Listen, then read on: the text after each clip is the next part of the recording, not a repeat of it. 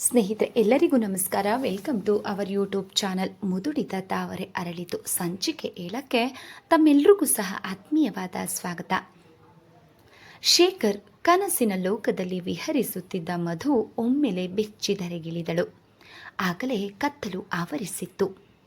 ಇನ್ನು ದೀಪ ಸಹ ಹೊತ್ತಿಸಿರಲಿಲ್ಲ. ಮಧು ದೀಪವನ್ನು ಹೊತ್ತಿಸಿ ಗಡಿಯಾರದ ಕಡೆ ನೋಡಿದಳು. ಆಗಲೇ ಸಮಯ 8:30 ಆಗಿತ್ತು. ಇವರ್ಯಾಕೆ ಇನ್ನೂ ಬಂದಿಲ್ಲ ಎಂದುಕೊಳ್ಳುತ್ತಾ ಹೊರಗೆ ಬಂದಳು. ಕತ್ತಲಲ್ಲಿ ವ್ಯಕ್ತಿ ಒಬ್ಬರು ಯಾರೆಂದು ತಿಳಿಯಲಿಲ್ಲ. ಶೇಖರ್ ಇರುವನೇ? ತನಗೆ ತುಂಬ ಪರಿಚಿತ ಧ್ವನಿ, ಆದರೆ ಯಾರೆಂದು ತಿಳಿಯಲಿಲ್ಲ. ಅದನ್ನು ತಿಳಿದುಕೊಳ್ಳುವ ಉತ್ಸಾಹವೂ ಸಹ ಆಕೆಗೆ ಇರಲಿಲ್ಲ. ಶೇಖರ್ ಇರುವವನೇ? ಇಲ್ಲ, ಅವರಿನ್ನೂ ಬಂದಿಲ್ಲ ಎಂದಳು. ಯಾವಾಗ ಬರುತ್ತಾನೆ ಎಂದರು. ಅದೆಲ್ಲ ಗೊತ್ತಿಲ್ಲ. ಮಧು ಮೊಟಕಾಗಿ ಉತ್ತರಿಸಿದಳು. ಬಹುಶಃ ಅವಳ ಉತ್ತರದಿಂದ ಅವನಿಗೆ ಸ್ವಲ್ಪ ಹೊತ್ತು ಅಲ್ಲೇ ಕಾಯುವ ಮನಸ್ಸಾಗಿರಬೇಕು. ಈಗ ಬರಬಹುದೇ ಎಂದು ಮತ್ತೆ ಕೇಳಿದನು. ಮಧುವಿಗೆ ಅವನ ಮಾತು ಅರ್ಥವಾಯಿತು. ಆದರೆ ಚಂದ್ರಶೇಖರನು ಇಲ್ಲದೆ ಇದ್ದಾಗ ಪರ ಪುರುಷನೊಬ್ಬನನ್ನು ಮನೆಗೆ ಸೇರಿಸುವುದು ಅವಳಿಗೆ ಇಷ್ಟವಾಗಲಿಲ್ಲ. ಆದ್ದರಿಂದ ಹೋಗೆನ್ನುವ ಬದಲು ಅವನು ನಾನು ಹೇಗೆ ಖಚಿತವಾಗಿ ಹೇಳಲಿ ಎಂದಳು. ಸರಿ, ಶೇಖರ್ ಬಂದರೆ ನಾನು ಬಂದಿದ್ದೆ ಎಂದು ಹೇಳಿಬಿಡಿ, ನಾನು ಹೋಗಿ ಬರುತ್ತೇನೆ ಎಂದರು. ಆಗಲಿ, ತಮ್ಮ ಹೆಸರು? ಡಾಕ್ಟರ್ ಅರುಣ್. ಮಧು ಚಡಿ ಏಟು ತಿಂದವಳಂತೆ ಬೆಚ್ಚಿಬಿದ್ದಳು. ಡಾಕ್ಟರ್ ನೀವೇ? ಒಮ್ಮೆಲೆ ಧ್ವನಿ ಎತ್ತರಿಸಿ ಕೇಳಿದಳು. ನಂತರ ಹೊರಗಿನ ದೀಪವನ್ನು ಹೊತ್ತಿಸಿದಳು. ಅರುಣನನ್ನು ನೋಡಿ ಸಂತೋಷ ಆಶ್ಚರ್ಯದಿಂದ ಮೂಕಳಾಗಿ ಹಾಗೆಯೇ ನಿಂತು ಬಿಟ್ಟಳು. ನಂತರ ನಿಧಾನವಾಗಿ ಸಂದೇಹ ನಿವಾರಣೆಯಾದವಳಂತೆ ಹೌದು ಡಾಕ್ಟರ್ ನೀವು ತಡವರಿಸುತ್ತಾ ಉಸುರಿದಳು. ಅರುಣ್ ಚಕಿತನಾಗಿ ಮಧು ನೀನಾ ಎಂದು ಕೇಳಿದನು. ಮಧು ಉತ್ಸಾಹ ಆನಂದದಿಂದ ಒಳಗೆ ಬನ್ನಿ ಡಾಕ್ಟರ್ ಎನ್ನುತ್ತಾ ಒಳಗೆ ಹೋಗಿ ಒಂದು ಕುರ್ಚಿಯನ್ನು ತಂದು ಹಾಕಿದಳು. ಅರುಣ್ ಕುಳಿತು ಅವಳ ಕಡೆ ನೋಡಿದನು. ಮಧು ಗೋಡೆಗೆ ಒರಗಿ ಅವನನ್ನೇ ನೋಡುತ್ತಾ ನಿಂತಳು. ಇಬ್ಬರಿಗೂ ಏನು ಮಾತನಾಡುವುದೆಂದು ತೋರಲಿಲ್ಲ. ಮಧು ಶೇಖರ್ನ ಅತ್ತೆಯ ಮಗನೇ? ಆತನನ್ನೇ ನೀನು ಮದುವೆಯಾದದ್ದು ಎಂದು ಕೇಳಿದನು. ನಿಮಗವರು ಪರಿಚಿತರೇ ಡಾಕ್ಟರ್? ರಾಗಿಣಿ ಹೇಳಲಿಲ್ಲವೇ? ಲಜ್ಜೆ ಸಂತೋಷ ತುಂಬಿದ ಧ್ವನಿಯಲ್ಲಿ ಕೇಳಿದಳು ಮಧು. ಹೇಳಿದಳು ತನ್ನ ಅತ್ತೆಯ ಮಗ ಎಂದಳು. ನನಗೆ ಶೇಖರನೆಂದು ತಿಳಿಯಲಿಲ್ಲ. ಶೇಖರ್ ನಾನು ತುಂಬ ಆಪ್ತ ಗೆಳೆಯರು. ನನಗಿಂತಲೂ 2 ವರ್ಷ ಜೂನಿಯರ್ ಅವನು. ನಾನು ಮೆಡಿಕಲ್ ಹೋದ ನಂತರ ಅವನು ಇಂಜಿನಿಯರಿಂಗ್ಗೆ ಸೇರ್ದ. ಬಹಳ ಒಳ್ಳೆಯ ಹುಡುಗ. ಒಬ್ಬರ ತಂಡೆಗೂ ಹೋಗೋನಲ್ಲ. ಆದರೆ ಅವನ ಕೆಟ್ಟ ಗುಣ ಎಂದರೆ ಅವನ ಹಠದ ಸ್ವಭಾವ. ಒಮ್ಮೆ ಒಳ್ಳೆಯದಾಗಿರುತ್ತಿತ್ತು, ಒಮ್ಮೆ ಕೆಟ್ಟದಾಗುತ್ತಿತ್ತು. ಒಟ್ಟಿನಲ್ಲಿ ತುಂಬ ಸ್ವಾಭಿಮಾನದ ಹುಡುಗ. ನಿನ್ನಂತೆ ಅರುಣ್ ನಗುತ್ತಾ ನುಡಿದನು. ತನ್ನ ಪತಿಯ ಪ್ರಶಂಸೆಯನ್ನು ಕೇಳಿ ಮಧುವಿನ ಮನ ಅರಳಿತು. ಅವನ ಹಠದಲ್ಲಿ ತಾನು ಬೇಯುತ್ತಿದ್ದರೂ ಅವನು 4 ಜನ ಮೆಚ್ಚಿಕೊಳ್ಳುವಂತಹ ಒಳ್ಳೆಯ ಗುಣವನ್ನು ಹೊಂದಿರುವವನೆಂದು ತಿಳಿದು ಆಕೆಯ ಹೃದಯದಲ್ಲೇ ಹಿಗ್ಗಿದಳು. ಹೌದು, ಹೃದಯದಲ್ಲಿ ದುಃಖ ತುಂಬಿದ್ದರೂ ಹಿಗ್ಗೆನಿಸಿತು ಮಧುವಿಗೆ. ಕೆಸರಿನಲ್ಲಿ ಅರಳುವ ಕಮಲದಂತೆ. ನಂತರ ಸ್ವಲ್ಪ ಹೊತ್ತಿನವರೆಗೂ ಮನೆಯ ವಿಷಯ ಮಾತನಾಡುತ್ತಾ ಅದಿರಲಿ ಮಧು, ನಿನ್ನನ್ನೇಕೆ ಶೇಖರನಿಗೆ ಕೊಟ್ಟರು ಎಂದು ಕೇಳಿದನು. ಅವನ ಪ್ರಶ್ನೆ ಅವಳ ಮನವನ್ನು ಚುರ್ ಎಂದು ಇಳಿಯಿತು. ತಾನು ಹುಟ್ಟಿದಾಗಲೇ ಅವರಿಗೆ ನನ್ನನ್ನು ಕೊಡುವುದಾಗಿ ಮಾತು ಕೊಟ್ಟಿದ್ದರಂತೆ. ಯಾಕೆ ಡಾಕ್ಟರ್, ಅವರಿಗೆ ಏನಾಗಿದೆ? ಸ್ವಾಭಿಮಾನ ತುಂಬಿದ ಧ್ವನಿಯಲ್ಲಿ ಗಂಭೀರದಿಂದ ಕೇಳಿದಳು. ಏನಿಲ್ಲಮ್ಮ, ಶೇಖರ್ ಚಿನ್ನದಂತಹ ಹುಡುಗ. ಅವನ ಕೈ ಹಿಡಿಯಲು ತುಂಬ ಪುಣ್ಯ ಮಾಡಿರಬೇಕು. ಆದರೆ ಪಾಪ ಅವನ ಸ್ಥಿತಿ ಅಷ್ಟು ಚೆನ್ನಾಗಿಲ್ಲ ಅಷ್ಟೆ. ತನ್ನ ಪತಿ ತನ್ನ ಮನೆಯ ಬಗ್ಗೆ ಸೋದರನಿಗಿಂತ ಹೆಚ್ಚಾದ ಅರುಣ್ ಮಾತನಾಡಿದಾಗ ಮಧುವಿಗೆ ಸಹಿಸಲಾಗಲಿಲ್ಲ. ಆ ಒಂದು ಕ್ಷಣ ಚಂದ್ರಶೇಖರ ಅವಳಿಗೆ ಮಿತಿಮೀರಿ ಪ್ರಿಯವಾಗಿ ತೋರಿದನು. ಕೂಡಲೇ ತನ್ನವನ ಪರವಹಿಸಿ ಅವರ ಸ್ಥಿತಿಗೆ ಏನಾಗಿದೆ? ನನಗೆ ಊಟಕ್ಕೆ ಯಾವುದಕ್ಕೂ ಕೊರತೆ ಇಲ್ಲ. ಅವರ ಕೈ ಹಿಡಿದ ನನಗೆ ಯಾವ ತೊಂದರೆಯೂ ಇಲ್ಲ. ನನಗೆ ಸಂಪೂರ್ಣ ತೃಪ್ತಿ ಇದೆ ಎಂದಳು. ಅವಳ ಧ್ವನಿಯಲ್ಲಿ ಚಂದ್ರಶೇಖರನ ಬಗ್ಗೆ ಅವಳಿಗೆ ಇದ್ದ ಪ್ರೇಮ ತುಂಬಿದ ಉದ್ವೇಗವನ್ನು ಗುರುತಿಸಿದನು ಅರುಣ್. ಅವನು ಜೋರಾಗಿ ನಕ್ಕು, ತುಂಟ ಹುಡುಗಿ, ಮದುವೆಯಾಗುವುದಿಲ್ಲವೆಂದು ಜೋರು ಹೊಡೆದು ಈಗ ಗಂಡನ ಪರವಾಗಿ ಒಳ್ಳೆಯ ವಕಾಲತ್ತು ನಡೆಸ್ತೀಯ ಅಲ್ಲ ಎಂದನು. ಮಧುವಿಗೆ ತನ್ನ ಉದ್ವೇಗ ದುಡುಕು ತಿಳಿಯಿತು. ಲಜ್ಜೆಯಿಂದ ಅವಳ ಮುಖ ತಾವರೆಯಂತೆ ಕೆಂಪಾಯಿತು. ನಸುನಕ್ಕು ತಲೆ ತಗ್ಗಿಸಿದಳು. ಆ ಒಂದು ಕ್ಷಣ ತನ್ನ ಪತಿಯ ಬಗ್ಗೆ ತನಗಿರುವ ಪ್ರೇಮವನ್ನು ನೆನೆದು ಅವಳ ಹೃದಯ ಮತ್ತೆ ತುಂಬಿತು. ಕೋಪಿಸಿಕೊಳ್ಳಬೇಡಮ್ಮ ಮಧು, ನೀನು ಸುಖವಾಗಿ ಬೆಳೆದ ಮುದ್ದು ಹುಡುಗಿ ಅಲ್ವಾ, ಅದಕ್ಕೆ ಹೇಳಿದೆ. ಒಂದು ವಿಧದಲ್ಲಿ ನಿನ್ನ ಅತ್ತೆ ಶೇಖರ್ ಬಹಳ ಜಾಣರೆಂದು ಹೇಳಬಹುದು. ಅವನು ಹೈಸ್ಕೂಲ್ನಲ್ಲಿ ಇದ್ದಾಗಲೇ ನಿನ್ನ ಮಾವನವರು ತೀರಿಕೊಂಡರು. ಪಾಪ, ನಿನ್ನ ಅತ್ತೆ ಎಷ್ಟು ಶ್ರಮ ವಹಿಸಿ ಮಗನನ್ನು ಓದಿಸಿದರು ಗೊತ್ತೇ ನಿನಗೆ. ಮನೆಯ ಖರ್ಚು, ಓದಿನ ಖರ್ಚು, ಅದಕ್ಕಾಗಿ ಈ ಮನೆಯ ಮೇಲೆ 1000 ರೂಪಾಯಿಗಳ ಸಾಲ ಮಾಡಿದ್ದರು. ಶೇಖರ್ನು ಸಹ ಶ್ರದ್ಧೆಯಿಂದ ಓದಿ ಮುಂದೆ ಬಂದಿದ್ದಾನೆ. ಈಗ ಮನೆಯ ಸಾಲದ ಹೊರೆ ಅವನ ಹೆಗಲ ಮೇಲಿದೆ. ತಿಂಗಳಿಗೆ ಬರುವ ಸಂಬಳದಲ್ಲಿ ಅರ್ಧ ಅದಕ್ಕೆ ಕಟ್ಟುತ್ತಾನೆ. ಇನ್ನು ಉಳಿಯುವ ಸಂಬಳದಲ್ಲಿ ಈಗಿರುವ ಬೆಲೆಯಲ್ಲಿ ನೀವು ಹೇಗೆ ಜೀವನ ನಡೆಸಿರುವಿರಿ? ಕಷ್ಟ ಜೀವಿಗಳಿಗೆ ತೊಂದರೆ ಇಲ್ಲ, ಆದರೆ ನೀನು ಈ ಸಂಸಾರವನ್ನು ನಿರ್ವಹಿಸುತ್ತಿರುವುದು ನನಗೆ ಆಶ್ಚರ್ಯವಾಗುತ್ತಿದೆ ಎಂದನು. ಕೇಳುತ್ತಾ ಕೇಳುತ್ತಾ ಮಧುವಿಗೆ ಆಶ್ಚರ್ಯ ತಡೆಯಲು ಆಗಲಿಲ್ಲ.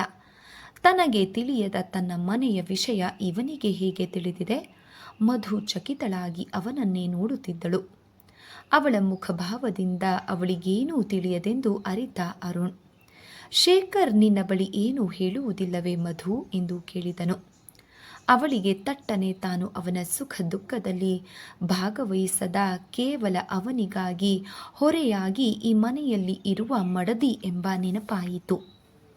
ಜೀವನದ ಕಷ್ಟವನ್ನು ಬಾಳ ಗೆಳತಿಯ ಬಳಿ ಹಂಚಿಕೊಂಡು ಅವರ ಸವಿನುಡಿ ಒಲವಿನಿಂದ ಕಷ್ಟವನ್ನು ಮರೆಯುವ ಗಂಡಸರ ಗುಂಪಿಗೆ ತನ್ನ ಪತಿ ಹೊರತು ಎಂಬ ನೆನಪು ಅವಳ ಹೃದಯವನ್ನು ಹಿಂಡಿತು.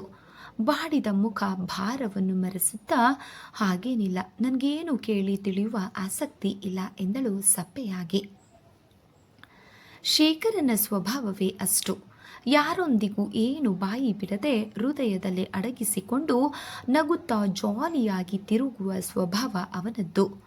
ಕೇವಲ ನನ್ನ ಬಳಿ ಮಾತ್ರ ಮರೆಮಾಚದೆ ಹೇಳುತ್ತಿದ್ದನು, ನೀನು ಸುಖವಾಗಿ ಬೆಳೆದವಳೆಂಬ ಸತ್ಯ ಅರಿತವನು. ನಿನಗೆ ದುಃಖದ ಅರಿವಾಗಬಾರದೆಂದು, ನಿನ್ನ ಮುಂದೆ ತನ್ನ ಸ್ವಾಭಿಮಾನಕ್ಕೆ ಧಕ್ಕೆ ಉಂಟಾಗಬಾರದು ಎಂದು ಇದನ್ನು ಮರೆಸಿರಬೇಕು. ಹೋಗಲಿ ಬಿಡು ಎಂದನು. ನೀನು ಅದನ್ನು ಕೆಣಕುವ ಸಾಹಸ ಮಾಡಬೇಡ ಎಂದನು. ಮಧು ಏನು ಹೇಳಲು ತೋರದೆ ದೀಪವನ್ನು ನೋಡುತ್ತಾ ನಿಂತಿದ್ದಳು. ಅರುಣ್ ಅವಳನ್ನು ದಿಟ್ಟಿಸಿ ನೋಡಿದನು. ಅವಳು ಮೊದಲಿನ ಮಧು ಆಗಿರಲಿಲ್ಲ. ಪುಷ್ಟಿಯಾದ ದೇಹ ಸ್ವಲ್ಪ ಕರಗಿತ್ತು. ಮೊದಲು ಅವಳಲ್ಲಿ ಚಿಮ್ಮುತ್ತಿದ್ದ ತುಂಟತನ, ಉತ್ಸಾಹ ಮಾಯವಾಗಿತ್ತು. ಬದಲಾಗಿ ಬಹಳ ಅನುಭವಸ್ಥಳಂತೆ ಗಂಭೀರವಾಗಿದ್ದಳು. ಸದಾ ಉತ್ಸಾಹದಿಂದ ವಾದಿಸುತ್ತಿದ್ದ ಅವಳ ಧ್ವನಿಯಲ್ಲಿ ಅದೊಂದು ಬಗೆಯ ನಿರುತ್ಸಾಹ, ಶೋಕ ತುಂಬಿತ್ತು. ದಿನಕ್ಕೊಂದು ರೀತಿ ಅಲಂಕೃತವಾಗಿ ತಂದೆ ಎದುರು ಹಾರಾಡುತ್ತಿದ್ದ ಮಧು ಎಲ್ಲಿ? ಈಗ ಎಣ್ಣೆ ಕಾಣದೆ ಹಾರಾಡುತ್ತಿದ್ದ ಕೂದಲು, ಮಾಸಿದ ಕುಂಕುಮ, ಕಾಡಿಗೆ, ಬೇಸರದಿಂದ ಸುತ್ತಿದ್ದ ವಾಯಿಲ್ ಸೀರೆ. ಮಧುವನ್ನು ಈ ಸ್ಥಿತಿಯಲ್ಲಿ ನೋಡಲು ಅವನಿಗೆ ತುಂಬ ವೇದನೆಯಾಯಿತು. ದಿನವೂ ನಿನ್ನನ್ನು ಒಬ್ಬಳೆ ಇಷ್ಟು ಹೊತ್ತು ಬಿಟ್ಟು ಎಷ್ಟು ಹೊತ್ತಿನವರೆಗೂ ಅಲೆಯಲು ಎಲ್ಲಿ ಹೋಗುತ್ತಾನೆ ಅವನು ಎಂದು ಕೇಳಿದನು. ಅವನ ಧ್ವನಿಯಲ್ಲಿ ಸ್ವಲ್ಪ ಖಾರವಿತ್ತು. ತನ್ನಂತಹ ಅದರ ನೀಡಲಾರದ ಮಡದಿಯನ್ನು ಕಾಣಲು ಯಾವ ಆತುರದಿಂದ ಬರಬೇಕು? ಮಧುವಿನ ಮನ ನೊಂದಿತು. ಹಾಗೇನಿಲ್ಲ, ಇನ್ನು ಸ್ವಲ್ಪ ಮುಂಚೆನೆ ಬರ್ತಾರೆ ಎಂದಳು ಮೆಲ್ಲನೆ. ಮಧು, ನಾನು ಕೇಳುತ್ತೇನೆ ಎಂದು ಕೋಪಿಸಿಕೊಳ್ಳಬೇಡ. ನೀನೇಕೆ ಇಷ್ಟು ಬಡವಾಗಿದ್ದೀಯಾ? ಅರುಣ್ ಆದರದಿಂದ ಕೇಳಿದನು. ನನಗೇನಾಗಿದೆ? ನನಗೆ ಯಾವ ಕೇಡು ಬರುವುದಿಲ್ಲ. ವಿರಕ್ತಿಯಿಂದ ನಕ್ಕು ನುಡಿದಳು. ಯಾಕಮ್ಮ, ಏನಾಯಿತು? ಅಕ್ಕರೆಯಿಂದ ಕೇಳಿದನು ಅರುಣ್. ಅವನ ವಾತ್ಸಲ್ಯ ತುಂಬಿದ ಧ್ವನಿ ಕೇಳಿ ದುಃಖ ಉಕ್ಕಿ ಬಂದಿತು. ಅವಳಿಗೆ ಕಷ್ಟದಿಂದ ಕಣ್ಣೀರನ್ನು ತಡೆದುಕೊಂಡಳು. ಅಷ್ಟರಲ್ಲಿ ಬಾಗಿಲು ತಟ್ಟಿದ ಶಬ್ದವನ್ನು ಕೇಳಿ ಅವರು ಬಂದರು ಎಂದು ಹೊರಗೆ ಹೋದಳು. ಅರುಣ್ ನೋಡುತ್ತಾ ಕುಳಿತನು. ಮಧು ಬಾಗಿಲನ್ನು ತೆರೆದಳು. ಚಂದ್ರಶೇಖರ ಯಾಂತ್ರಿಕವಾಗಿ ಒಳಗೆ ಬಂದನು. ನೂತನ ಪತ್ನಿಯನ್ನು ಒಲವು ತುಂಬಿದ ನೋಟದಿಂದ ನೋಡಿ ನಕ್ಕು ಮಾತನಾಡಿಸಬಹುದೆಂದು ಎದುರು ನೋಡಿದ ಅರುಣನಿಗೆ ವಿಚಿತ್ರವೆನಿಸಿತು. ಯಾರು? ಓ ಅರುಣ್! ಒಳಗೆ ಬರುತ್ತಲೇ ಬಹಳ ದಿನಗಳ ನಂತರ ಸಂಧಿಸಿದ ಗೆಳೆಯನನ್ನು ನೋಡಿ ಉತ್ಸಾಹದಿಂದ ಕೂಗಿದನು. ಗೆಳೆಯರಿಬ್ಬರು ಪರಸ್ಪರ ಕೈ ಕುಲುಕಿ ತಮ್ಮ ಪ್ರೀತಿಯನ್ನು ವ್ಯಕ್ತಪಡಿಸಿದರು. ಚಂದ್ರಶೇಖರ ಅವನ ಹೆಗಲ ಮೇಲೆ ಕೈ ಹಾಕಿ, ಅಮೆರಿಕಾದಿಂದ ಯಾವಾಗ ಬಂದೆ ಅರುಣ್ ಎಂದು ಕೇಳಿದನು. ಹೋದ್ವಾರ ಬಂದೆ. ವಿಷಯ ತಿಳಿಯಿತು. ಪಾಪ, ನಿನ್ನ ತಾಯಿ ಹೋಗಿಬಿಟ್ರಂತೆ. ಅಂದೇ ಬರಬೇಕು ಎಂದಿದ್ದೆ, ಬರಲು ಆಗಲಿಲ್ಲ ಎಂದನು ಅರುಣ್. ಅಷ್ಟರಲ್ಲಿ ಮಧು ಮತ್ತೊಂದು ಕುರ್ಚಿಯಲ್ಲಿ ತಂದು ಹಾಕಿದಳು. ಏನು ಹೇಳುತ್ತಲೇ ನಿನ್ನ ಪ್ರವಾಸ? ಚಂದ್ರಶೇಖರ ಕೂರುತ್ತಾ ಕೇಳಿದನು. ಗೆಳೆಯರಿಬ್ಬರು ತಮ್ಮ ಮಾತಿನಲ್ಲಿ ಮಗ್ನರಾದರು.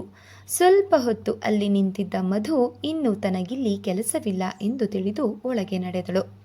ಅಂದಹಾಗೆ ಇಲ್ಲಿ ನಿಂತಿದ್ದಾಳಲ್ಲ, ಇವಳೇ ನನ್ನ ಮುದ್ದು ಮಡದಿ, ಅರ್ಥಾತ್ ನಾನು ಕೈ ಹಿಡಿದ ಧರ್ಮಪತ್ನಿ, ಕೇವಲ ಪ್ರದರ್ಶನದ ಗೊಂಬೆ ಎಂದು ಅಣಕವಾಗಿ ನುಡಿದ ಅವನ ಧ್ವನಿಯನ್ನು ಅರುಣ್ ಗುರುತಿಸಲಿಲ್ಲ. ಅವನು ತುಂಟತನದಿಂದ ನಗುತ್ತಾ, ಓಹೋ ಹಾಗೋ ಎಂದನು. ಮಧು ಚಂದ್ರಶೇಖರನ ಕರೆಗೆ ಮೆಲ್ಲನೆ ಹೊರಗೆ ಬಂದಳು. ಮಧು, ಇವನ್ಯಾರು ಗೊತ್ತೇ? ಮಧು, ನನ್ನ ಆಪ್ತ ಮಿತ್ರ ಡಾಕ್ಟರ್ ಅರುಣ್. ಚಂದ್ರಶೇಖರ ಉತ್ಸಾಹದಿಂದ ನುಡಿದನು. ಮಧು ತನ್ನನ್ನು ಮರೆತು ಕಿಲಕಿಲನೆ ನಕ್ಕು ಬಿಟ್ಟಳು. ಅರುಣ್ ಸಹ ನಗುವನ್ನು ತಡೆಯಲಾರದೆ ಅವಳೊಂದಿಗೆ ಬೆರೆತನು. ಇಬ್ಬರೂ ನಗುವುದನ್ನು ನೋಡಿ ಚಂದ್ರಶೇಖರ ಪೆಚ್ಚಾದ. ಪತಿಯ ಮುಖವನ್ನು ನೋಡಿ ಮಿತಿ ಮೀರಿ ನಗುವುದರ ಅರಿವಾಗಿ, ಏನು ಡಾಕ್ಟರ್, ಸುಮ್ಮನಿರುವರಲ್ಲ ಎಂದಳು. ನಗುವನ್ನು ತಡೆದುಕೊಳ್ಳುತ್ತಾ ಅರುಣ್ ನಗುತ್ತಾ, ಇರಮ್ಮ ಮಧು, ಮುದ್ದು ಹೆಂಡತಿಯನ್ನು ಪರಿಚಯ ಮಾಡಿಸೋದಕ್ಕೆ ಅವನಿಗೆ ಎಲ್ಲಿಲ್ಲದ ಉತ್ಸಾಹ, ಅದಕ್ಕೆ ನಾನೇಕೆ ಅಡ್ಡಿಯಾಗಲಿ ಎಂದನು. ಚಂದ್ರಶೇಖರ ಮತ್ತೆ ಪೆಚ್ಚಾಗಿ, ಓ ಹಾಗಿದ್ರೆ ನಿಮ್ಮಿಬ್ಬರಿಗೂ ಪರಿಚಯವೇ ಎಂದು ಕೇಳಿದನು. ನಮ್ಮ ಮನೆಯ ಪಕ್ಕದ ಮನೆಯಲ್ಲವೇ ಮಧುವಿನದ್ದು ಎಂದನು ಅರುಣ್. ನನಗೇನು ಗೊತ್ತು, ನೀನು ಶಾಂತಿನಗರದಲ್ಲಿ ಇರುವುದು ಗೊತ್ತು, ಆದರೆ ನಾನಿಂದೂ ಸಹ ನಿಮ್ಮ ಮನೆಗೆ ಬಂದಿಲ್ಲ. ಅದಿರಲಿ, ಶಾಂತಿನಗರದಲ್ಲಿ ನಿಮ್ಮ ಮಾವನ ಮನೆ ಇದೆ ಎಂದು ಮಧು ನನಗೆ ಸಂಬಂಧವೆಂದು ನನಗೆ ನೀನು ಮೊದಲು ಹೇಳಿರಲಿಲ್ವಲ್ಲ, ಯಾಕೆ? ನೀನು ಹೇಳುವ ಆ ಮಾವ ಸಿರಿವಂತ, ನನ್ನಂತಹ ಬಡವನನ್ನು ಸಂಬಂಧಿಕನೆಂದು ಪಾಪ ಅವರಿಗೇಕೆ ಅವಮಾನ ಮಾಡಲಿ ಎಂದನು ಅಣಕವಾಗಿ. ಅದುವರೆಗೂ ಮೌನವಾಗಿಯೇ ಇದ್ದ ಮಧು ತಟ್ಟನೆ, ಅದಕ್ಕಾಗಿಯೇ ಅಲ್ವಾ ನಿಮಗೆ ನನ್ನನ್ನು ಕೊಟ್ಟರು ಎಂದಳು. ಹೌದು ಹೌದು, ನಿನ್ನ ಮಾತು ಒಪ್ಪಲೇಬೇಕು. ಚಂದ್ರಶೇಖರ ನೆಟ್ಟ ದೃಷ್ಟಿಯಿಂದ ಅವಳನ್ನು ನೋಡಿದನು. ಅವನ ಕಣ್ಣುಗಳಲ್ಲಿ ತುಂಟುತನ ಚಿಮ್ಮುತ್ತಿತ್ತು. ತುಟಿಯಲ್ಲಿ ವ್ಯಂಗ್ಯದ ನಗು ಅರಳಿತು. ಆ ನಗು, ಆ ನೋಟ ಸಾವಿರಾರು ಮಾತುಗಳನ್ನು ಆಡಿಸಿತು. ಮಧು ತಪ್ಪಿತಸ್ಥಳಂತೆ ವೇದನೆಯಿಂದ ತಲೆ ತಗ್ಗಿಸಿದಳು. ಇಷ್ಟು ಹೊತ್ತು ಒಳಗೆ ಏನು ಮಾಡುತ್ತಿದ್ದೆ ಮಧು? ಅರುಣ್ ಕೇಳಿದನು. ಮಧು ತಟ್ಟನೆ ಏನೋ ನೆನೆದು ಈ ಎಲ್ಲ ಮಾತಿಗೆ ಮಧು ನಸುನಕ್ಕು ತಲೆ ತಗ್ಗಿಸಿದಳು. ಅವನ ಆ ತುಂಟತನ ನನಗೆ ಅಷ್ಟು ಪ್ರಿಯವಾಗಿದೆ. ಅವಳಿಗೆ ಅರ್ಥವಾಗಲಿಲ್ಲ. ಗೆಳೆಯರಿಬ್ಬರು ಕಾಫಿಯ ರುಚಿ ನೋಡಿದರು.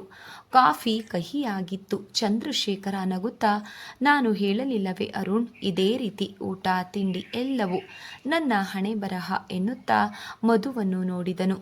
ದೂರದಲ್ಲಿ ನಿಂತಿದ್ದ ಆ ಸಿಹಿ ಮುಖದವಳನ್ನು ನೋಡಿ ತಾನು ಈ ಕಹಿಯನ್ನು ಸಹಿಸಬಲ್ಲೆ ಎಂಬ ಸತ್ಯವನ್ನು ಮಾತ್ರ ಹೇಳಲಿಲ್ಲ ಅವನು. ಪರವಾಗಿಲ್ಲ, ಮಧುವಿಗೆ ಇಷ್ಟು ಚೆನ್ನಾಗಿ ಕಾಫಿ ಮಾಡಲು ಬರುತ್ತದೆ ಎಂದು ನನಗೆ ತಿಳಿದಿರಲಿಲ್ಲ ಎಂದನು ಅರುಣ್. ಮಧುವನ್ನು ಉತ್ಸಾಹಗೊಳಿಸಿದನು. ಆದರೆ ಅವಮಾನದಿಂದ ಅವಳ ಮುಖ ಕೆಂಪಾಯಿತು. ತಪ್ಪು ಮಾಡಿದವಳಂತೆ ತಲೆ ತಗ್ಗಿಸಿ ನಿಂತಿದ್ದಳು. ಸ್ವಲ್ಪ ಹೊತ್ತಿನ ನಂತರ ಅರುಣ್ ಹೊರಟು ಹೋದನು. ಅರುಣ್ ಆಗಾಗ ಬರುತ್ತಿದ್ದನು. ಅದರಿಂದ ಮಧುವಿನ ಮುಖದಲ್ಲಿ ಸ್ವಲ್ಪ ಗೆಲುವು ಮೂಡಿತ್ತು. ಅದೊಂದು ದಿನ ಅರುಣ್ ಏನೋ ವಿಷಯವನ್ನು ಹೇಳುತ್ತಾ ತಟ್ಟನೆ ಏನೋ ನೆನೆದವನಂತೆ, ಮಧು, ಶೇಖರ್ ನಿನ್ನೊಂದಿಗೆ ಹೇಳಲಿಲ್ಲವೇ ಎಂದು ಕೇಳಿದನು. ಮಧು ಅರ್ಥವಾಗದ ಧ್ವನಿಯಲ್ಲಿ ಕೇಳಿದಳು. ಓ, ಹಾಗಾದರೆ ಹೇಳಲಿಲ್ಲವೆಂದು ತೋರುವುದು. ಬರುವ ವಾರ ನನ್ನ ಮದುವೆ. ನಿಜವಾಗಿಯೂ? ಮಧು ಕಣ್ಣು ಅರಳಿಸಿ ಕೇಳಿದಳು. ಮತ್ತೆ ಸುಳ್ಳು ಹೇಳ್ತೇನೆ ಮಧು? ಇಲ್ಲ, ಮತ್ತೆ ನನಗೆ ಅತ್ತಿಗೆಯಾಗುವವರು ಹೇಗಿದ್ದಾರೆ? ಚೆನ್ನಾಗಿದ್ದಾಳೆ ಎಂದು ಎಲ್ಲರೂ ಹೇಳುತ್ತಾರೆ. ಆದರೂ ನೀನು ಬಂದು ನೋಡಿ ಹೇಳಬೇಕು ಎಂದನು. ಮತ್ತೆ ನನ್ನ ಅತ್ತಿಗೆಯನ್ನು ನೋಡಲು ನಾನು ಬರುವುದಿಲ್ಲವೇನೋ? ಅದಿರಲಿ, ಅವರ ಹೆಸರೇನು, ಏನು ಓದಿದ್ದಾರೆ ಎಂದು ಮಧು ಉತ್ಸಾಹದಿಂದ ಕೇಳಿದಳು. ಹೆಸರು ರಜನಿ, ನನ್ನಂತೆ ಡಾಕ್ಟರ್. ನಮ್ಮ ಕಾಲೇಜ್ನಲ್ಲೇ ನನಗಿಂತ 1 ವರ್ಷ ಕೆಳಗೆ ಓದುತ್ತಿದ್ದಳು. ಈಗ ನನ್ನ ನರ್ಸಿಂಗ್ ಹೋಮ್ನಲ್ಲೇ ಅವಳು ಡಾಕ್ಟರ್. ಬಹಳ ಸಂತೋಷ, ಇಬ್ಬರು ಡಾಕ್ಟರ್ ಆಗಿದ್ದರೆ ಚೆನ್ನಾಗಿರುತ್ತದೆ. ಅವರು ಸಹ ನಿಮ್ಮ ಜನರೇ? ಹೌದು, ಒಂದು ವಿಧದಲ್ಲಿ ನಾವಿಬ್ಬರು ಪರಸ್ಪರ ಪ್ರೇಮಿಸಿಯೇ ಮದುವೆಯಾಗಿದ್ದು. ಓ, ಹಾಗಾದ್ರೆ ಲವ್ ಮ್ಯಾರೇಜ್ ಎಂದು ಹೇಳಿ ಅವಳ ಮುಖ ಆಗಲೇ ಬದಲಿಸಿತ್ತು. ಅರುಣ್ ಅವಳನ್ನು ನೋಡಿ ನಕ್ಕು. ಹೌದು, ನಿನಗಿದ್ರಲ್ಲಿ ನಂಬಿಕೆ ಇಲ್ಲ ಅಲ್ವೇ ಎಂದು ಕೇಳಿದನು. ಮಧು ಏನೂ ಉತ್ತರಿಸದೆ ನಸು ನಕ್ಕಳು. ಸ್ವಲ್ಪ ಹೊತ್ತಿನ ನಂತರ ಅವನು ಹೊರಟು ಹೋದನು. ಮಧು ಉತ್ಸಾಹದಿಂದ ಚಂದ್ರಶೇಖರನ ಬರುವಿಗಾಗಿ ಕಾದಳು. ಆದರೆ ಅವನ ಮುಖವನ್ನು ನೋಡಿ ಹೇಗೆ ಪ್ರಾರಂಭಿಸಬೇಕು ಎಂದು ತಿಳಿಯದೆ ಊಟದ ಸಮಯದಲ್ಲಿ ಹೇಳಿದರೆ ಆಯಿತು ಎಂದು ಸುಮ್ಮನಾದಳು. ಇಂದು ಡಾಕ್ಟರ್ ಬಂದಿದ್ದರು. ಮಧು ಮೆಲ್ಲನೆ ಪ್ರಾರಂಭಿಸಿದಳು. ಊಟ ಮಾಡುವುದರಲ್ಲಿ ಮಗ್ನನಾಗಿದ್ದ ಚಂದ್ರಶೇಖರ ತಲೆ ಎತ್ತಿ ನಸುನಕ್ಕೋ, ಯಾರಿಗೆ ಏನಾಗಿತ್ತು ಎಂದು ಕೇಳಿದನು. ಮಧು ಹುಸಿ ಮುನಿಸಿನಿಂದ, ಥೂ ಹೋಗಿ, ನಾನು ಹೇಳಿದ್ದು ಅರುಣ್ ಬಂದಿದ್ದರು ಎಂದಳು. ಓಹೋ, ಏನಂತೆ? ಬರುವ ವಾರ ಅವರಿಗೆ ಮದುವೆಯಂತೆ. ಹೌದು, ಅದರಿಂದ ಏನೀಗ? ಶಾಂತವಾಗಿ ಕೇಳಿದನು. ಮಧುವಿಗೆ ಸ್ವಲ್ಪ ರೇಗಿತು. ಮತ್ತೆ ನನಗ್ಯಾಕೆ ಹೇಳಲಿಲ್ಲ ನೀವು ಎಂದಳು ಅಪೇಕ್ಷಿಸುವ ಧ್ವನಿಯಲ್ಲಿ. ನಿನಗೆ ಎಲ್ಲ ವಿಷಯನೂ ಹೇಳಬೇಕೆಂದು ಯಾವ ಶಾಸ್ತ್ರದಲ್ಲಿ ಹೇಳಿದೆ ಮಧು? ನನಗೆ ಅವನು ಇವತ್ತಿನಿಂದ ಪರಿಚಯವಲ್ಲ, ಮೊದಲಿನಿಂದ ಪರಿಚಯ. ಹಾಗಿದ್ರೆ ನಿನಗೆ ಹೇಳಬೇಕಾಗಿತ್ತು, ನನಗ್ಯಾಕೆ ಹೇಳ್ದ? ನನಗೇನು ಗೊತ್ತು? ಚಂದ್ರಶೇಖರ ಮತ್ತೆ ಮೌನವಾದದ್ದನ್ನು ನೋಡಿ ಮತ್ತೆ ಹೋಗೋಣವೇ ಎಂದು ಕೇಳಿದಳು. ಎಲ್ಲಿಗೆ? ಅರುಣನ ಮದುವೆಗೆ. ನೋಡೋಣ ಬಿಡು, ನೀವು ಹೋಗ್ತೀರಾ ಅಲ್ವಾ? ಮಧು ಬಿಡದೆ ಕೇಳಿದಳು. ಹ್ಞೂ, ಹೋಗ್ತೀನಿ. ನನ್ನನ್ನು ಕರೆದುಕೊಂಡು ಹೋಗಿ? ಮಧು ಆಸೆಯಿಂದ ಕೇಳಿದಳು. ಅಷ್ಟೇನಾ? ಅಪ್ಪಣೆಯಾಗಲಿ ಬಿಡು. ಅದರಲ್ಲೂ ಲವ್ ಮ್ಯಾರೇಜ್ ಅಂತೆ. ಮಧು ಮತ್ತೆ ಹೇಳತೊಡಗಿದಳು. ಇರಬಹುದು, ಅದರಿಂದ ನಿನಗೇನು ಹೊಟ್ಟೆ ಹುರಿ? ಸದ್ಯ ನನಗೇನೂ ಇಲ್ಲ, ಆದರೂ ನನಗೆ ಇದರಲ್ಲಿ ನಂಬಿಕೆ ಇಲ್ಲ. ಅವಳ ಮಾತನ್ನು ಕೇಳಿ ಅವನು ಗಹಗಹಿಸಿ ನಕ್ಕನು. ಮಧು ಹುಬ್ಬು ಗಂಟಿಕ್ಕಿ, ಯಾಕೆ ನಗ್ತಿದ್ದೀರಿ ಎಂದು ಕೇಳಿದಳು. ನಿನ್ನ ಮಾತಿಗೆ ನಗದೆ ಇನ್ನೇನು ಅಳಬೇಕಾ? ನಗುವಂತಹ ಹಾಸ್ಯವೇನಿತ್ತು ಇದರಲ್ಲಿ? ಮಧು ಮುನಿಸಿನಿಂದ ಹೇಳಿದಳು. ಇರಬಹುದು, ಆದರೆ ಮೊದಲೇ ಒಬ್ಬರನ್ನು ಒಬ್ಬರು ಅರಿತು ಮದುವೆಯಾಗುವುದು ಬಹಳ ಒಳ್ಳೆಯದು. ಇಲ್ಲದಿದ್ದರೆ ಅರಿಯದೆ ಮದುವೆಯಾಗಿ ಅರ್ಥವಿಲ್ಲದ ಬಾಳನ್ನು ನಡೆಸುವುದು ಸಂಕಟ. ಈಗ ನಿನ್ನನ್ನು ಕಟ್ಟಿಕೊಂಡು ನಾನು ಅನುಭವಿಸುವ ಸುಖವನ್ನು ಎಲ್ಲರೂ ಅನುಭವಿಸಲು ಅನ್ನುತ್ತೀಯಾ? ಮಧು ಪೆಚ್ಚಾಗಿ ಅವನನ್ನು ನೋಡಿದಳು. ಅವನ ಕಣ್ಣುಗಳಲ್ಲಿ ಅಡಗಿದ್ದ ಯಾತನೆ, ನೋವು ಅವಳಿಗೆ ಇರಿಯಿತು. ಅವನು ಎದ್ದು ಹೋದನು. ಮಧುವಿಗೆ ದುಃಖ ಉಕ್ಕಿ ಬಂದಿತು. ಆದರೆ ಬರುವ ವಾರ ತನ್ನ ಗೆಳತಿ, ತಾಯಿ, ಅಣ್ಣ, ಅತ್ತಿಗೆಯರನ್ನು ಕಾಣಬಹುದು ಎಂಬ ನೆನಪಿನಿಂದ ದುಃಖವನ್ನು ಮರೆತು ಮತ್ತೆ ಉತ್ಸಾಹಗೊಂಡಳು. ಆ ದಿನಕ್ಕಾಗಿ ಉತ್ಸಾಹದಿಂದ ಎದುರು ನೋಡತೊಡಗಿದಳು. ಅವಳು ಉತ್ಸಾಹದಿಂದ ಎದುರು ನೋಡುತ್ತಿದ್ದ ದಿನ ಬಂದೇ ಬಿಟ್ಟಿತು. ಅಂದು ಬೆಳಗ್ಗೆ ಎದ್ದು ಬೇಗನೆ ಎಲ್ಲ ಕೆಲಸವನ್ನು ಮುಗಿಸಿ ತನ್ನನ್ನು ಅತಿ ಉತ್ಸಾಹದಿಂದ ಶೃಂಗರಿಸಿಕೊಳ್ಳತೊಡಗಿದಳು ಮಧು. ಚಂದ್ರಶೇಖರ ಸ್ವಲ್ಪ ಹೊರಗೆ ಹೋಗಿ ಬರುವುದಾಗಿ ಹೇಳಿ ಹೋದನು. ಮಧು ಅತಿ ವೈಭವದಿಂದ ಅಲಂಕಾರವನ್ನು ಮುಗಿಸಿ ಪತಿಯ ಆಗಮನಕ್ಕಾಗಿ ಕಾದು ಕುಳಿತಳು. ಸಮಯ ಕಳೆಯತೊಡಗಿತು. ಅವಳ ಕಣ್ಣುಗಳು ಒಮ್ಮೆ ಗಡಿಯಾರವನ್ನು, ಒಮ್ಮೆ ಬಾಗಿಲನ್ನು ಕಾತುರದಿಂದ ದಿಟ್ಟಿಸುತ್ತಿದ್ದವು. ಎಷ್ಟು ಹೊತ್ತಾದರೂ ಅವನು ಬರುವ ಸುಳಿವು ತಿಳಿಯಲಿಲ್ಲ. ಆದರೂ ಸಹ ಮಧು ನಿರಾಶಳಾಗದೆ ದಾರಿ ಕಾಯುತ್ತಿದ್ದಳು. ಸಮಯ 12 ಗಂಟೆ. ಮಧುವಿನ ಮುಖ ಬಾಡಿತು. ಅವನು ತನ್ನನ್ನು ಮೋಸಗೊಳಿಸಿದನೆಂದು ಆಕೆಗೆ ಅರ್ಥವಾಯಿತು. ಅವಳು ಯೋಚಿಸತೊಡಗಿದಳು. ಬೇರೆ ಎಲ್ಲಿಗಾದರೂ ಹೋಗುವುದಾದರೆ ಅವರೇಕೆ ಅಷ್ಟು ಚೆನ್ನಾಗಿ ಅಲಂಕರಿಸಿಕೊಳ್ಳುತ್ತಿದ್ದರು? ಬೇಕೆಂದು ನನ್ನನ್ನು ನಿರಾಶಳನ್ನಾಗಿ ಮಾಡಲು ಕರೆದುಕೊಂಡು ಹೋಗುವುದಾಗಿ ಸುಳ್ಳು ಹೇಳಿದ್ದಾರೆ. ಕೋಪ, ದುಃಖದಿಂದ ಅವಳ ಮುಖ ಕೆಂಪಾಯಿತು. ಎದ್ದು ಬಟ್ಟೆ ಬದಲಿಸಿ ಒಡವೆಗಳನ್ನು ಕಳಚಿದಳು. 1 ವಾರದಿಂದ ತನ್ನ ತವರನ್ನು ಕಾಣುವ ಕನಸು ಹೊಡೆದದ್ದು ಅವಳಿಗೆ ತುಂಬ ದುಃಖವೆನಿಸಿತು. ಬಹಳ ದಿನಗಳಿಂದ ನೋಡದ ತನ್ನ ತವರಿನ ಕಡೆಯವರನ್ನು ಕಾಣುವ ಹಂಬಲ ಒಂದು ವಾರದಿಂದ ಬಲವಾಗಿ ಇದ್ದಿತು. ಎಲ್ಲರ ಬಳಿ ತಾನು ಹೇಗೆ ಉತ್ಸಾಹದಿಂದ ಮಾತನಾಡಬೇಕು ಎಂದು ಮೊದಲೇ ಯೋಚಿಸಿದ್ದಳು. ಅರುಣನನ್ನು, ಅವನ ಪತ್ನಿಯನ್ನು ಹೇಗೆ ಹಾಸ್ಯ ಮಾಡಿ ನಗಿಸಬೇಕು ಎಂದೂ ಸಹ ಯೋಚಿಸುತ್ತಿದ್ದಳು. ಅದನ್ನು ನೆನೆದು ಒಮ್ಮೆ ತಾನು ನಕ್ಕಿದಳು. ಆದರೆ ಇಂದು ಆಸೆ ಹಂಬಲವೆಲ್ಲ ಮಣ್ಣು ಪಾಲಾಯಿತು. ಅವಳೆಷ್ಟು ಪ್ರಯತ್ನಿಸಿದರೂ ಅವಳ ಮನ ತಾಯಿಯನ್ನು ಕಾಣಲು ಹಂಬಲಿಸುತ್ತಿತ್ತು. ಅಮ್ಮ ಎಂದು ಚೀರುವ ಮನವನ್ನು ಶಾಂತಗೊಳಿಸಲಾರದೆ ತತ್ತರಿಸಿದಳು. ತನ್ನ ಅಸಹಾಯಕತೆ ನೆನೆದು ದುಃಖ, ಕ್ರೋಧ ಉಕ್ಕೇರಿ ಬರುತ್ತಿತ್ತು. ಆದರೆ ಅವಳಿಂದ ಏನೂ ಮಾಡಲು ಸಾಧ್ಯ. ತನ್ನನ್ನು ನಂಬಿಸಿದ ಚಂದ್ರಶೇಖರನನ್ನು ನೆನೆದು ಅವಳ ಮನ ಉರಿದೆತ್ತಿತು. ಅವರು ಬರಲಿ ಎಂದುಕೊಂಡು ತನ್ನ ಕೆಲಸಕ್ಕೆ ಎದ್ದು ಹೋದಳು. ರಾತ್ರಿ ಸುಮಾರು 9 ಗಂಟೆಯಾಗಿತ್ತು. ಮಧು ಚಂದ್ರಶೇಖರನ ಬರುವಿಗಾಗಿ ಎದುರು ನೋಡುತ್ತಿದ್ದಳು. ಅವನು ಬಂದರೆ ತಾನೇ ಹೋಗಿ ಬಾಗಿಲನ್ನು ತೆರೆಯುವ ಮನಸ್ಸಿಲ್ಲದೆ ಸುಮ್ಮನೆ ಬಾಗಿಲು ಮುಂದೆ ಮಾಡಿ ಕುಳಿತಿದ್ದಳು. ಯಾರೋ ಬಾಗಿಲು ತೆರೆದು ನಡೆದು ಬರುವ ಸಪ್ಪಳ. ಚಂದ್ರಶೇಖರ ಬರುವುದನ್ನು ಅರಿತ ಮಧು ಮೇಜಿನ ಮೇಲೆ ಮೊಣಕೈ ಊರಿ ಕುರ್ಚಿಯಲ್ಲಿ ಕುಳಿತಿದ್ದಳು. ಅವನು ಒಳಗೆ ಬಂದದ್ದು ತನಗೆ ತಿಳಿಯದು ಎಂಬಂತೆ ಕುಳಿತಿದ್ದಳು ಆಕೆ. ಅವಳು ಕುಳಿತಿದ್ದ ರೀತಿಯಿಂದಲೇ ಪರಿಸ್ಥಿತಿಯನ್ನು ಊಹಿಸಿದ ಚಂದ್ರಶೇಖರ ಮೆಲ್ಲನೆ ಅವಳ ಹಿಂದೆ ಬಂದು ನಿಂತನು. ನಂತರ ಅವಳನ್ನು ಕೆಣಕಲು ನಿರ್ಲಕ್ಷ್ಯದಿಂದ ತಾನು ತಂದಿದ್ದ ತಾಂಬೂಲವನ್ನು ಮೇಜಿನ ಮೇಲೆ ಎಸೆದು ಬಟ್ಟೆ ಬದಲಿಸತೊಡಗಿದನು. ಮಧು ಉಕ್ಕಿ ಬರುವ ಕೋಪವನ್ನು ತಡೆದು ಕುಳಿತಿದ್ದನು. ಬಟ್ಟೆ ಬದಲಿಸಿ ಅವಳನ್ನು ಅದೇ ಸ್ಥಿತಿಯಲ್ಲಿ ಕುಳಿತಿರುವುದನ್ನು ನೋಡಿ ಮೆಲ್ಲನೆ ಶಿಳ್ಳೆ ಹಾಕುತ್ತಾ ಕಾಲು ಚಾಚಿ ಮಂಚದ ಮೇಲೆ ಮಲಗಿದನು. ನಂತರ ಅವಳನ್ನು ನೋಡಿ ಮತ್ತು ಬಲವಾಗಿ ಶಿಳ್ಳೆ ಹಾಕುತ್ತಾ ಆನಂದಿಸತೊಡಗಿದ. ಮಧು ಕೋಪದಿಂದ ಮೆಲ್ಲನೆ ತಿರುಗಿ ನೋಡಿದಳು. ಅವಳ ಮುಖವನ್ನು ನೋಡಿ ಅವನಿಗೆ ನಗು ಉಕ್ಕಿ ಬಂದಿತು. ನಗುತ್ತಾ, ದೇಶ ಸೇವೆ ಮಾಡುವವರಿಗೆ ಇಷ್ಟು ಕೋಪವಿರಬಾರದು ಎಂದು ಅವಳನ್ನು ನೋಡಿ ಕಣ್ಣು ಹೊಡೆದನು. ಅವನ ಪುಂಡತನವನ್ನು ನೋಡಿ ಮಧುವಿಗೆ ಹಿಡಿಸಲಾರದಷ್ಟು ಕೋಪ ಬಂದಿತು. ಆದರೂ ಮೌನವನ್ನು ಮುರಿಯದೆ ಕುಳಿತಿದ್ದಳು. ಅವನು ತನ್ನ ಎರಡೂ ಕೈಗಳನ್ನು ತಲೆಯ ಹಿಂದೆ ಕಟ್ಟಿ ಮೇಲೆ ನೋಡುತ್ತಾ, ಆಹಾ, ರಜನಿ ಅಂತಹ ಹುಡುಗಿಯ ಕೈ ಹಿಡಿಯಲು ಅರುಣ್ ಪುಣ್ಯ ಮಾಡಿದ್ದ.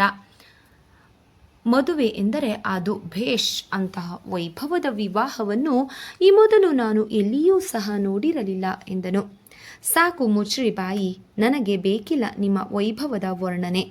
ಮಧು ಸಿಡಿದೆದ್ದಳು. ಅವನು ಶಾಂತದಿಂದ, ತಾನು ನಿನ್ನ ಬಳಿ ಎಲ್ಲಿ ಮಾತನಾಡುತ್ತಿದ್ದೇನೆ? ನಾನು ಕಂಡ ವೈಭವವನ್ನು ಕುರಿತು ನನಗೆ ನಾನೇ ಹೇಳಿಕೊಳ್ಳುತ್ತಿದ್ದೇನೆ ಎಂದನು.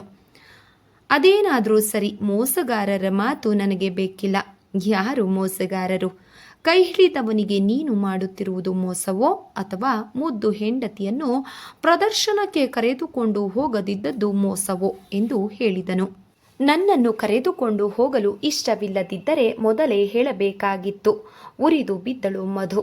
ನನ್ನನ್ನು ಸಹ ಮದುವೆಯಾಗಲು ನಿನಗೆ ಇಷ್ಟವಿಲ್ಲದಿದ್ದರೆ ನೀನೂ ಸಹ ಮೊದಲೇ ಹೇಳಬೇಕಾಗಿತ್ತು. ಅವಳದ್ದೇ ವಾಣಿಯಲ್ಲಿ ಹೇಳಿದನು ಚಂದ್ರಶೇಖರ.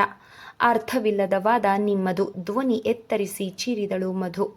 ವಾದಿಸಲು ನನಗೆಲ್ಲಿಂದ ಬರಬೇಕು? ತಮ್ಮಂತೆ ನಾನು ಲಾಜಿಕ್ ಓದಿಲ್ಲ. ಮನೆಯ ವಿಷಯದಲ್ಲಿ ಪ್ರಯೋಜನವಾಗಬೇಕಾದ ಎಕನಾಮಿಕ್ಸ್ನಿಂದ ಯಾವ ಉಪಯೋಗವೂ ಇಲ್ಲ. ಗಂಡನೊಂದಿಗೆ ವಾದಿಸಲು ನಿನ್ನ ಲಾಜಿಕ್ ತುಂಬ ಉಪಯೋಗವಾಗಿದೆ ಎಂದನು ವ್ಯಂಗ್ಯವಾಗಿ. ಈ ಸಂಬಂಧವಿಲ್ಲದ ಮಾತುಗಳಿಗೆ ನಾನು ಕೆಲಸಗಳನ್ನೆಲ್ಲ ಮುಗಿಸಿ ತಯಾರಾಗಿ ಕುಳಿತ ಮೇಲೆ ಈ ರೀತಿ ಹೋಗಬಹುದೇ? ನೀವು ಇಷ್ಟವಿಲ್ಲದಿದ್ದರೆ ಮೊದಲೇ ಹೇಳಬಹುದಾಗಿತ್ತಲ್ಲ. ಸುಮ್ಮನೆ ನನ್ನನ್ನು ನಿರಾಶೆಗೊಳಿಸಿದ್ದರಿಂದ ನಿಮಗೇನು ಲಾಭ? ಅವಳ ಧ್ವನಿಯಲ್ಲಿ ಕಾವು ದುಃಖ ತುಂಬಿತ್ತು. ಮೊದಲು ಕರೆದುಕೊಂಡು ಹೋಗೋಣ ಎಂದಿದ್ದೆ, ನಂತರ ಬೇಡವೆಂದು ತೋರಿತು. ಕಾರಣ ನಿನಗೇಕೆ? ನನ್ನೊಂದಿಗೆ ಹೇಳಬಾರದೆಂದೇ? ಹೌದು, ನನ್ನ ಮನದಲ್ಲಿ ಇರುವುದನ್ನು ನಿನಗೆ ಹೇಗೆ ಹೇಳಲಿ? ನನ್ನನ್ನು ಪ್ರೀತಿಸುವವರಿಗೆ ಮನ ಬಿಚ್ಚಿ ತೋರಿಸುತ್ತೇನೆ. ನಿನಗೆ ಏಕೆ? ನೀನು ಯಾರು ಎಂದನು. ಸ್ನೇಹಿತರೆ, ಈ ಒಂದು ಕಾದಂಬರಿ ತಮಗೆ ಇಷ್ಟ ಆದರೆ ದಯವಿಟ್ಟು ಲೈಕ್ ಮಾಡಿ, ಸಬ್ಸ್ಕ್ರೈಬ್ ಮಾಡಿ, ಸಪೋರ್ಟ್ ಮಾಡಿ ಫ್ರೆಂಡ್ಸ್. ಧನ್ಯವಾದಗಳು. ನಮಸ್ಕಾರ.